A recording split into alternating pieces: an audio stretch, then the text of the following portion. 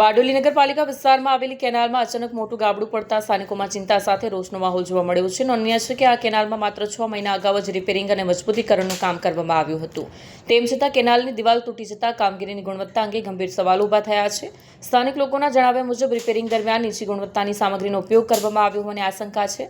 ઘટનાની જાણ થતાં સિંચાઈ વિભાગના અધિકારીઓ સ્થળ પર પહોંચ્યા. વિભાગના અધિકારીએ જણાવ્યું કે કેનાલનું સંચાલન અને જાળવણીનું કાર્ય હાલ નગરપાલિકા પાસે છે, કારણ કે તે 10 વર્ષ માટે લીઝ પર સોંપવામાં આવી છે. સ્થાનિકોએ સમગ્ર મામલે ઉચ્ચ સ્તરીય તપાસની માંગ કરી છે, તેમજ જવાબદાર કોન્ટ્રાક્ટર અને સંબંધિત અધિકારીઓ સામે કડક કાર્યવાહી કરવાની માંગ ઉઠાવી છે. આ ઘટનાએ ફરી એકવાર જાહેર વિકાસ કાર્યોમાં ગુણવત્તા, પારદર્શિતા અને દેખરેખના મુદ્દાઓને ચર્ચામાં કેન્દ્રમાં લાવી દીધા છે.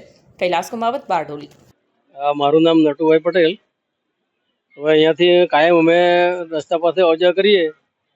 આ કેનાલ રોડ પર કેનાલની અંદર એટલી બધી ગંદકી છે કે હવે આમની અંદર હવે કેટલું નિકાલની વ્યવસ્થા છે તે નિકાલની વ્યવસ્થા જ નથી એક તો અહીંયા. અને હમણાં 2-4 મહિના પહેલાં રિપેરિંગ કર્યું તો ભંગાણ પડી ગયું છે. અને આટલી બધી ગંદકી છે, આમાં કોઈ બહારથી કોઈ જાનવર આમ તો મરેલા આવી જાય તો દુર્ગંધ ભારે થાય છે. એટલે હવે નહેર ખાતાને પૂછવામાં આવ્યું તો કે અમે નગરપાલિકાને કોન્ટ્રાક્ટ આપેલો છે. હવે અમારે કોને આ કરવાની તે ખબર જ નથી પડતી. એટલે તાત્કાલિક રિપેરિંગ થવું જોઈએ, ભ્રષ્ટાચારનો ઉજાગર કરવો જોઈએ અને જે રિપેરિંગ કર્યું તે બધું તૂટી ગયેલું છે.